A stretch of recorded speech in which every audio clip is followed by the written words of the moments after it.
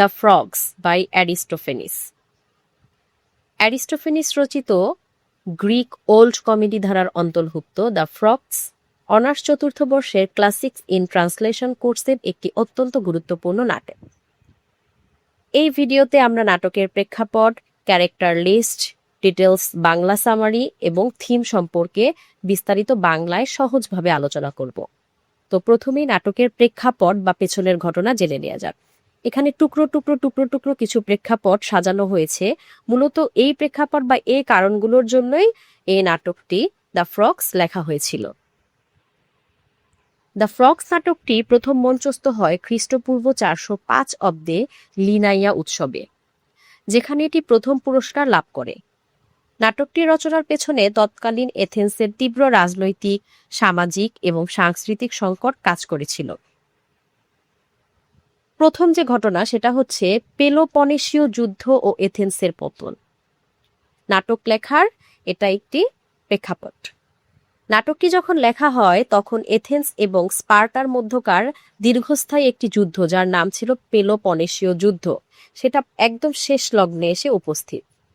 এথেন্সের রাজনৈতিক অবস্থা তখন অত্যন্ত নড়বড়ে এবং পরাজয় ছিল অবশ্যম্ভাবী। মানে এই যুদ্ধে এথেন্সের পরাজয় খুব কাছাকাছি চলে এসেছে, আর এথেন্সের পরাজয়ের মাধ্যমে যুদ্ধ প্রায় শেষের দিকে। আর একটা কারণ হচ্ছে সংস্কৃতি ও ট্র্যাজেডির সংকট। খ্রিস্টপূর্ব 406 অব্দে এথেন্সের দুই মহান ট্র্যাজেডি রচয়িতা ইউরিপিডিস এবং সফোক্লিস পরলোক গমন করেন, অর্থাৎ মৃত্যুবরণ করেন। এর আগে অ্যাসকাইলাসও মারা গিয়েছিলেন। এর ফলে এথেনীয় নাট্যমঞ্চ এবং সংস্কৃতিতে এক বিশাল শূন্যতার সৃষ্টি হয়। মহান যত নাট্যকার ছিলেন সবাই যেহেতু ট্র্যাজেডি রচয়িতা যারা ছিলেন সবাই যেহেতু পরলোক গমন করেছেন, এখন তাহলে কি হবে? অ্যারিস্টোফেনিস মনে করেছিলেন সমসাময়িক লেখকদের মধ্যে এথেন্সকে সঠিক নৈতিক ও বুদ্ধিভিত্তিক পথ দেখানোর মতো কোনো মহান কবি বা নাট্যকার বেঁচে নেই। তো এখান থেকেই মূলত নাটক লেখার উদ্দেশ্যটা শুরু হয়। তো নাটকের উদ্দেশ্যটা কি, চলো দেখে নেওয়া যাক। অ্যারিস্টোফেনিস বিশ্বাস করতেন একজন কবির মূল দায়িত্ব কেবল বিনোদন দেওয়া নয়, বরং সমাজকে শিক্ষা দেওয়া এবং সংকটের সময় সঠিক পরামর্শ দেওয়া। এই রাজনৈতিক ও সাংস্কৃতিক দেউলিয়াত্ব থেকে এথেন্সকে উদ্ধার করার জন্য পাতালপুরী আন্ডারওয়ার্ল্ড থেকে একজন যোগ্য কবিকে ফিরিয়ে আনার রূপক অবলম্বনে তিনি এই হাস্যরসাত্মক অথচ শিক্ষণীয় নাটকটি রচনা করেন। অর্থাৎ কোনো একজন চরিত্রকে পাতালপুরীতে পাঠানো হয় বিখ্যাত যে কোনো একজন এই লেখককে ফিরিয়ে আনার জন্য বর্তমান এথেন্সের সমাজকে, বর্তমান এথেন্সের অবস্থাকে আবার আগের মতো স্বাভাবিক করতে। তো এটা একটি রূপক গল্প। আমরা এই রূপক গল্পের মাধ্যমে বাস্তব জীবনের যে ঘটনাগুলো এগুলো রিয়ালাইজ করতে পারবো। তো আমরা মূল গল্পটা জানার আগে চরিত্র তালিকাগুলো বা ক্যারেক্টার লিস্টগুলো জেনে নেই যে এই নাটকে কে কে ছিলেন বা কারা ছিলেন। প্রথম চরিত্রই হচ্ছে ডায়োনিসাস। ডায়োনিসাস নাটকের প্রধান চরিত্র। তিনি নাটক, ওয়াইন এবং আমোদ প্রমোদের দেবতা। এথেন্সের সাংস্কৃতিক সংকটে উদ্বিগ্ন হয়ে তিনি পাতালপুরী থেকে ইউরিপিডিসকে ফিরিয়ে আনতে যাত্রা করে। নামটি মনে রাখবে, কাকে ফিরিয়ে আনতে ডায়োনিসাস পাতালপুরীতে যেতে চেয়েছেন বা গিয়েছেন? ইউরিপিডিসকে। কিন্তু পরে ঘটনা উল্টে যায়, তিনি কিন্তু ইউরিপিডিসকে ফিরে নিয়ে আসে না, অন্য কাউকে নিয়ে আসে। ঘটনাটা আমরা সামারিতে গিয়ে জানব। জানথিয়াস। জানথিয়াস হলেন এই যে প্রধান চরিত্র ডায়োনিসাস, তার একজন চতুর ও বুদ্ধিমান কৃতদাস। নাটকের কমিক এলিমেন্ট বা হাস্যরস তৈরিতে তার ভূমিকা অনন্য। অনেক সময় সে তার মনিব ডায়োনিসাসের চেয়েও বেশি সাহসী এবং বুদ্ধিমান হিসেবে প্রকাশ পায়। এরপরে চরিত্র তিনি হচ্ছেন হারকিউলিস। ওই যে প্রধান চরিত্র ডায়োনিসাসকে আমরা চিনেছি, তারই সৎ ভাই এবং গ্রিক পুরাণের মহাবীর। তিনি এর আগে পাতালপুরীতে গিয়েছিলেন, তাই ডায়োনিসাস তার কাছে পাতালপুরীর রাস্তা ও পরামর্শ নিতে আসে। বাস্তবতই যে ব্যক্তিটা আগে কোথাও যায়, আমরা কি করি, সেই জায়গায় যেতে চাইলে তার কাছ থেকে কিছুটা পরামর্শ নেই যে আপনি তো আগে ওইখানে গিয়েছেন, কিভাবে গিয়েছেন বা কি উপায় গেলে সহজ হয়। একইভাবে ডায়োনিসাসও তার সৎ ভাই হারকিউলিসের কাছ থেকে এই পাতালপুরীর রাস্তা ও পরামর্শ নিতে আসে। এরপর হলো ক্যারন। ক্যারন হচ্ছে পাতালপুরীর নদী স্টিক্স এর খেয়া পারাবারের মাঝি। পাতালপুরীতে একটা নদী আছে, নদীটার নাম হচ্ছে স্টিক্স। স্টিক্স পারাপার করার জন্য একজন মাঝি থাকে, সেই মাঝির নাম হচ্ছে ক্যারন। আর আছে কোরাস অফ ফ্রগস মানে ব্যাঙের দল। স্টিক্স নদী পার হওয়ার সময় এই ব্যাঙগুলো তাদের বিখ্যাত কর্কশ শব্দে গান গেয়ে ডায়োনিসাসকে বিরক্ত করে। এদের নামানুসারেই মূলত নাটকের নামকরণ করা হয়েছে দ্য ফ্রগস। তারপরে আছে দীক্ষাপ্রাপ্তদের দল। পাতালপুরীতে থাকা এলুসিনিয়ান রহস্যের অনুসারীদের আত্মা, যারা নাটকের মূল কোরাস হিসেবে কাজ করে এবং ধর্মীয় ও রাজনৈতিক বার্তা প্রদান করে। এরপর আছে এয়াকাস, পাতালপুরীর বিচারক এবং দ্বাররক্ষী। তিনি হারকিউলিসের উপর ক্ষিপ্ত ছিলেন, কারণ হারকিউলিস আগে এসে পাতালপুরীর কুকুর সার্বেরাসকে চুরি করেছিল। এটা খুব ইম্পর্টেন্ট একটা পয়েন্ট যে এয়াকাস হারকিউলিসের উপর ক্ষিপ্ত ছিলেন। হারকিউলিসকে দেখলে তার মাথায় রক্ত উঠে যেত, এরকম আর কি। হারকিউলিসকে কে পছন্দ করতো না? এয়াকাস। এই দুইজনের মধ্যে যে সম্পর্ক, এটা কিন্তু আমাদের মূল ঘটনা বুঝতে সহায়তা করবে। এই জন্য বারবার বলছি হারকিউলিস আর এয়াকাসের মধ্যে একটা শত্রু ভাবাপন্ন সম্পর্ক ছিল, এটা মনে রাখতে হবে। এরপর হচ্ছে প্লেটো, পাতালপুরীর প্রধান দেবতা বা রাজা। তারপর এসকাইলাস, মৃত প্রাচীন ট্রাজেডি কবি। তিনি গম্ভীর ঐতিহ্যবাহী বীরত্বগাথা ও উচ্চ নৈতিকতা সম্পন্ন নাটক লেখার জন্য পরিচিত। আর একজন হচ্ছেন ইউরিপিডিস, সদ্য প্রয়াত আধুনিক ট্রাজেডি কবি। সদ্য প্রয়াত মানে কিছুদিন হলো মারা গিয়েছেন এরকম। আর এসকাইলাস প্রাচীন। দুজনের এই জিনিসটা মাথায় রাখো যে কে প্রাচীন আর কে নবীন। এসকাইলাস প্রাচীন, ইউরিপিডিস নবীন। এই দুইটা পয়েন্ট কিন্তু খুব কাজে আসবে আমাদের গল্পটা বুঝতে। যে এসকাইলাস কি ছিলেন? এসকাইলাস ছিলেন প্রাচীন ট্র্যাজেডি কবি, আর তার লেখা ছিল গম্ভীর ঐতিহ্যবাহী। অন্যদিকে ইউরিপিডিস, উনি কিছুদিন হয় মারা গিয়েছেন, তিনি আধুনিক ট্র্যাজেডি কবি, আর তার লেখাগুলো কেমন ছিল? বাস্তবমুখী, চতুর, যুক্তিবাদী এবং সাধারণ মানুষের ভাষায় নাটকে ব্যবহারের জন্য তিনি খুবই পরিচিত ছিলেন। তো এটা খুবই ইম্পর্টেন্ট পয়েন্ট। আবারও বলছি, এসকাইলাস তিনি ছিলেন প্রাচীন কবি, ইউরিপিডিস ছিলেন আধুনিক কবি, বর্তমান সময়ের কবি বলা যায়। এসকাইলাসের লেখা ছিল গম্ভীর ঐতিহ্যবাহী, অন্যদিকে ইউরিপিডিসের লেখা ছিল সহজবোধ্য, বাস্তবমুখী। তো এখন আমরা বিস্তারিত সামারিটা পড়ে নেব। তো প্রথম অংশটা কি ছিল? পাতালপুরীর যাত্রা। আমরা আগেই জেনেছি যে নাটকের যে মূল চরিত্র ডায়োনিসাস, তিনি কি করবেন? পাতালপুরীতে যাবেন। কেন যাবেন? একজন বিখ্যাত কবি বা সাহিত্যিককে নিয়ে আসবেন এথেন্সের বর্তমান যে খারাপ পরিস্থিতি, এই পরিস্থিতিকে এথেন্সকে পথ দেখানোর জন্য। তো এই পাতালপুরীর যাত্রাটা কেমন ছিল সেটা এখন আমরা জানবো। নাটকের শুরুতে দেখা যায় নাট্যকলার দেবতা ডায়োনিসাস, মানে এই নাটকের প্রধান চরিত্র যিনি ডায়োনিসাস, এবং তার যে একজন দাস ছিল জান্থিয়াস। এই জান্থিয়াস এবং এই ডায়োনিসাস কি করবে? মহাবীর হারকিউলিসের বাড়ির সামনে উপস্থিত হয়েছেন। কেন?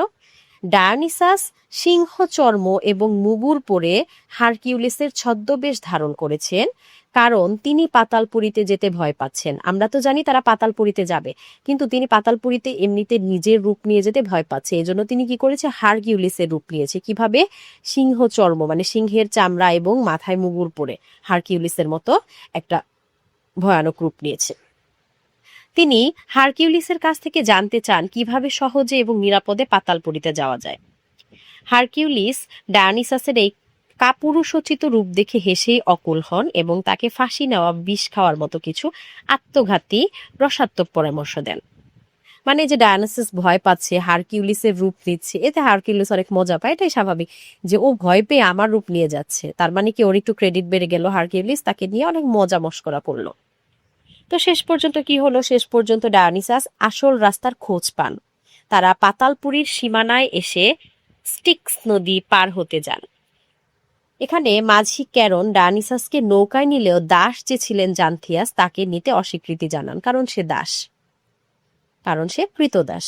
জান্থিয়াসকে হেঁটে নদী ঘুরে আসতে হয়। আর অন্যদিকে নদী পার হওয়ার সময় ডায়োনিসাসকে নিজেই দাঁড় টানতে হয়। তখন একদল ব্যাঙের কোরাস তাকে ঘিরে ধরে উচ্চস্বরে গান গাইতে থাকে। ডায়োনিসাস ও ব্যাঙদের এই গানের প্রতিযোগিতাটি নাটকের অন্যতম প্রধান হাস্যরসাত্মক দৃশ্য। যখন আমরা ব্রড কোশ্চেন পড়বো তখন এই দৃশ্য সম্পর্কে আমরা আরো ভালোভাবে জানবো। তো নদী পার হয়ে যাওয়ার পরে জান্থিয়াসের সাথে মানে ডায়োনিসাসের সেই চাকরের সাথে ডায়োনিসাসের আবার দেখা হয়। সেখানে কি হয়? তারা বিভিন্ন ভূত ও দানবের ভয় পায়। এরপর তারা পাতালপুরীর রাজা প্লেটোর প্রাসাদের দ্বার প্রান্তে পৌঁছায়, মানে বহুত ঝড়ঝাপটা করে নদী পার হয়ে ভূত প্রেত এগুলোর ভয় পেতে পেতে একটা সময় গিয়ে তারা মানে অবশেষে পাতালপুরীর যে রাজা, সেই রাজার প্রাসাদের দ্বার প্রান্তে পৌঁছায়। দ্বাররক্ষী এয়াকাস, ওই যে এয়াকাস, মনে আছে ক্যারেক্টার লিস্ট পড়ার সময় যে বলেছিলাম, ডায়োনিসাসকে হারকিউলিস ভেবে ভুল করে, কারণ ডায়োনিসাস তো হারকিউলিসের রূপ নিয়ে এসেছে। আর এয়াকাস এবং হারকিউলিসের মধ্যে তো আগে থেকেই শত্রুতা, একজন আরেকজনকে দেখতে পারে না। যেহেতু ডায়োনিসাস হারকিউলিসের পোশাক পরে এসেছে, এজন্য এই এয়াকাস ভেবেছে যে এটা হারকিউলিস, এবং সে কি করে, পূর্বের শত্রুতার কারণে তাকে বন্দী ও নির্যাতন করার হুমকি দেয়। তখন এই ডায়োনিসাস আবার ভয় পায়, মানে একটু ভীতু প্রকৃতির লোক ছিল।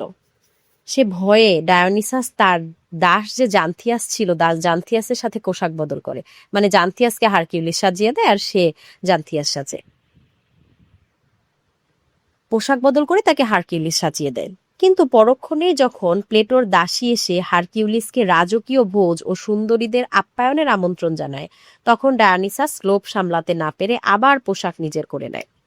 মানে দেখো, দারোয়ান যে ছিল তার কাছ থেকে বাঁচার জন্য হারকিউলিসের পোশাক বদল করে ফেলে, আবার যখন দেখছে দাসীরা হারকিউলিসকেই খুব আদর আপ্যায়ন করে, তখন ডায়োনিসাস নিজের লোভ সামলাতে না পেরে আবার হারকিউলিসের পোশাক মানে পরার লোভ আর সামলাতে পারে না, পরে নেয়। মানে একই লোক কয়বার যে চরিত্র বদল করতেছে, এখানে এখানে তার নিজে মানে তার চরিত্রটাকে একটা লুজার হিসেবে প্রেজেন্ট করা হয়েছে। এই পোশাক বদলের খেলাটি কয়েকবার চলে, মানে দাসীদের কাছে আসলে সে হারকিউলিস হতে চায়, দারোয়ানের কাছে গেলে সে আবার হারকিউলিস থেকে নিজেকে লুকাতে চায়, এরকম একটা ঘটনা বারবার ঘটতে থাকে। এতে কি হয়, দেবতাদের কাপুরুষতা এবং মানব সুলভ দুর্বলতা প্রকাশ পায়, কারণ ডায়োনিসাস তো একজন দেবতা ছিলেন। শেষ পর্যন্ত এয়াকাস আসল দেবতা কে তা পরীক্ষা করার জন্য দুজনকে অবর্ণনীয় চাবুক মারে। মানে একাস ওদের ঘটনা বুঝতে পারে কিন্তু বের করতে পারে না যে আসলেই দেবতা কে। তখন সে ইচ্ছাকৃতভাবে দুজনকেই চাবুক মারে। তখন ডায়োনিসাস দেবতা হওয়া সত্ত্বেও ব্যথায় চিৎকার করে ওঠে, আর এটা একটা খুব কমিক সিচুয়েশন তৈরি করে, মজার একটা সিচুয়েশন তৈরি করে। তো এরপর মূল ঘটনায় আসি, দ্বিতীয় অংশ, কবিদের লড়াই। প্রাসাদে প্রবেশের পর ডায়োনিসাস জানতে পারেন যে পাতালপুরীতে ট্র্যাজেডি কবিদের জন্য একটি সম্মানিত আসন বা সিংহাসন রয়েছে। এতদিন সেই আসনে অ্যাসকাইলাস অসীন ছিলেন, কিন্তু বর্তমানে যে মারা গিয়েছেন সদ্য প্রয়াত ইউরিপিডিস এসে সেই আসন দাবি করছে। ফলে দুই কবির মধ্যে শ্রেষ্ঠত্বের লড়াই শুরু হয়। মানে প্রাচীন কবির সাথে বর্তমান যে কবি মারা গিয়েছে তারা দুজন লড়াই শুরু করে। প্লেটো, ওই যে প্রাসাদের যে রাজা, পাতালপুরীর প্রাসাদের যে রাজা প্লেটো, সে কি করছে, ডায়োনিসাসকে এই প্রতিযোগিতার বিচারক নিযুক্ত করে, যে তুমি বিচার করো এই দুজনের মধ্যে কে উপযুক্ত। আর যে উপযুক্ত তাকে তো ডায়োনিসাস নিয়ে যাবে তার দেশে সুন্দর একটা পরিবেশ তৈরি করার জন্য। তো প্রতিযোগিতাটি অত্যন্ত বুদ্ধিদীপ্ত এবং সমালোচনামূলক। দুই কবি একে অপরের রচনার শৈলী, ভাষা, সঙ্গীত এবং সামাজিক অবদান নিয়ে তীব্র বিতর্ক ও কাদা ছোড়াছুড়ি করে। তো ইউরিপিডিসের যুক্তি কি ছিলেন? তিনি দাবি করেন যে তিনি ট্র্যাজেডিকে সাধারণ মানুষের কাছাকাছি এনেছেন, একে যুক্তিভিত্তিক ও বাস্তবসম্মত করেছেন। তিনি নাটকের ভাষাকে সহজ করেছেন যাতে সাধারণ মানুষ তা বুঝতে পারে। তিনি অ্যাসকাইলাসের নাটককে বোমাবাজি শব্দে ভরা, গরুগম্ভীর এবং একঘেয়ে বলে সমালোচনা করেন। মানে তিনি তো নতুন যুগের কবি, তিনি চেয়েছেন সহজ করতে, আর অ্যাসকাইলাসকে বলেছেন যে তুমি অনেক ভারী শব্দ ব্যবহার করো, তোমার লেখা বা লেখার শৈলী ভালো না। তো অ্যাসকাইলাস তখন কি যুক্তি দিয়েছেন? তিনি পাল্টা দাবি করেন যে কবির কাজ মানুষকে সাধারণ স্তরে নামিয়ে আনা নয়, সহজ সহজ ভাষা দিয়ে তাদেরকে নিচে নামিয়ে আনা নয়, বরং তাদের মধ্যে বীরত্ব, দেশপ্রেম এবং উচ্চ নৈতিকতাবোধ জাগ্রত করা। তিনি ইউরিপিডিসের বিরুদ্ধে অভিযোগ তোলেন যে তিনি চোর, ব্যভিচারী এবং সাধারণ পারিবারিক ঝগড়াকে নাটকের বিষয়বস্তু করে ট্র্যাজেডির মর্যাদা ক্ষুণ্ণ করেছেন এবং এথেন্সের যুব সমাজকে বিতর্কিত ও অলস বানিয়েছেন। মানে তোমার লেখা তো সহজ, ভাওতাবাজি, মানুষের ঘরের টুকটাক ঝামেলা নিয়ে লেখো, এগুলো পড়ে মানুষ কি শিখতে পারে, আরো অলস হয়ে যাচ্ছে, তারা কঠিন পড়া পড়তে চায় না। তো এইভাবে যুক্তি দিয়েছে। লড়াইয়ের এক পর্যায়ে একটি বিশাল দাঁড়িপাল্লা আনা হয়। দুই কবিকে তাদের নাটকের একটি করে চরণ বা লাইন আবৃত্তি করতে বলা হয়। যার লাইনের ওজন বেশি হবে, মানে যার ভাষাটা গুরুগম্ভীর হবে, তার পাল্লা নিচে নামবে। এই দৈহিক ওজনের প্রতিযোগিতায় অবশ্যই অ্যাসকাইলাস জিতে যাবে, কারণ তার লেখাটাই গুরুগম্ভীর ছিল। তার নাটকে মৃত্যু, যুদ্ধ, রথ এই শব্দগুলোর মতো ভারী ও গম্ভীর বিষয়ের উল্লেখ ছিল। অন্যদিকে ইউরিপিডিসের লাইনে ছিল কি নৌকা বা বাকচাতুরি এরকম। তো বোঝাই যাচ্ছে যে কে জিতবে। তো চূড়ান্ত সিদ্ধান্ত কি হয়েছিল? সবশেষে ডায়োনিসাস দুই কবিকে এথেন্সের সমসাময়িক রাজনৈতিক সংকট, যেমন বিতর্কিত নেতা অ্যালসিবিয়াডেস এর ভূমিকা নিয়ে দুটি বাস্তব পরামর্শ দিতে বলে। ইউরিপিডিস কি করেছে? একটি চতুর কিন্তু অস্পষ্ট উত্তর দেন। অন্যদিকে এসকাইলাস অত্যন্ত বাস্তবসম্মত ও কঠোর দেশপ্রেমমূলক পরামর্শ দেন। তিনি বলেন, শত্রুর জমিকে নিজেদের এবং নিজেদের জাহাজকে আসল সম্পদ মনে করতে হবে। মানে তার কথাগুলো ছিল খুব যুক্তিসম্মত। ডায়োনিসাস পাতালপুরীতে এসেছিলেন ইউরিপিডিসকে নিতে, কিন্তু এসকাইলাসের উচ্চ নৈতিকতা, দেশপ্রেম এবং এথেন্সকে বাঁচানোর বাস্তবমুখী পরামর্শ দেখে তিনি নিজের সিদ্ধান্ত পরিবর্তন করে। ডায়োনিসাস এসকাইলাসকে বিজয়ী ঘোষণা করে এবং তাকে সাথে নিয়ে এথেন্স ফিরে আসে, যাতে তিনি তার সাহিত্য জ্ঞান দিয়ে এথেন্সকে ধ্বংসের হাত থেকে রক্ষা করতে পারে। তো এই ছিল মূল ঘটনা। দুজন কবির মধ্যে প্রতিযোগিতা, কে জিতেছে, তাদের যাত্রা কেমন ছিল, এই সব কিছু নিয়েই মূল নাটকটা সাজানো হয়েছিল। আশা করি সহজভাবে বোঝাতে পেরেছি। মূল থিম সমূহ যদি আমরা এখন ভালোভাবে বুঝি, তাহলে আমরা নাটকটা সম্পর্কে আরো সুন্দরভাবে প্রশ্নের উত্তরে লিখতে পারবো। অবশ্যই মেইন প্রশ্ন আবার পড়তে হবে, এটা জাস্ট একটা পূর্ব ধারণা। তো প্রথম থিমটা কি ছিল? কবি ও সাহিত্যের সামাজিক ভূমিকা, the role of the poet in society. নাটকের সবচেয়ে বড় থিম হলো সমাজ গঠনে সাহিত্যের ভূমিকা কি। অ্যারিস্টোফেনিস দেখিয়েছেন যে কবিরা কেবল বিনোদন দায়ী নন, তারা সমাজের শিক্ষক, টিচার্স অফ সোসাইটি। অ্যাসকাইলাসের জয়ের মাধ্যমে লেখক বোঝাতে চেয়েছেন যে সংকটের সময় চতুর ও চটকদার আধুনিক সাহিত্যের চেয়ে ঐতিহ্যবাহী, নৈতিক ও আদর্শবাদী সাহিত্য সমাজকে বেশি পথ দেখাতে পারে। মানে বোঝানো হয়েছে যে প্রাচীন কবিদের যে ভাবগম্ভীর্যমূলক লেখা, এটাই মূলত সমাজে বেশি ভূমিকা রাখতে পারে। এরপর আছে ঐতিহ্য বনাম আধুনিকতা, ট্র্যাডিশন ভার্সেস মডার্নিটি। এসকাইলাস এবং ইউরিপিডিসের দ্বন্দ্বটি আসলে প্রাচীন রক্ষণশীল এথেনীয় ঐতিহ্য এবং নতুন সোফিস্ট দর্শন ও আধুনিকতার মধ্যকার দ্বন্দ্ব। অ্যাসকাইলাস হলেন প্রাচীন যুগের প্রতিনিধি, যেখানে বীরত্ব ও শৃঙ্খলা মুখ্য ছিল, আর ইউরিপিডিস হলেন আধুনিক যুগের প্রতিনিধি, যেখানে যুক্তি, সংশয় এবং সাধারণ নাগরিক জীবন মুখ্য। নাটকটি পরোক্ষভাবে অতিরিক্ত ও আধুনিকতাবাদের কুফল ব্যঙ্গ করে ঐতিহ্যের দিকে ফেরার আহ্বান জানায়। এথেন্সের রাজনৈতিক সংকট ও দেশপ্রেম, পলিটিক্যাল ডিক্লাইন অ্যান্ড পেট্রিয়টিজম। পেলোপনেশীয় যুদ্ধের শেষ লগ্নে এথেন্সের ভুল রাজনীতি ও অযোগ্য নেতৃত্বকে নাটক কোরাসের মাধ্যমে তীব্র সমালোচনা করা হয়েছে। অ্যারিস্টোফেনিস নাটকের ছলে এথেন্সের নাগরিকদের উদ্দেশ্যে বার্তা দিয়েছেন যেন তারা চতুর ও ভণ্ড নেতাদের কথায় না ভুলে সৎ, অভিজ্ঞ এবং দেশপ্রেমিক মানুষদের নেতৃত্ব প্রদান করে।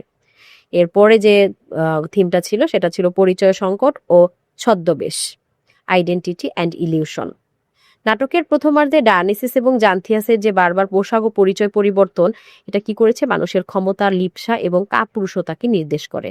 ডায়োনিসাস দেবতা হওয়া সত্ত্বেও ভীরু, যা গ্রিক ওল্ড কমেডির একটি অন্যতম বৈশিষ্ট্য, যেখানে দেবতাদের মানুষের মতো ভুল ত্রুটি সহ হাস্যকরভাবে উপস্থাপন করা হতো।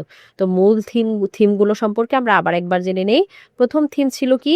The role of the poet in society, কবি ও সাহিত্যের সামাজিক ভূমিকা। তারপর ঐতিহ্য বনাম আধুনিকতা।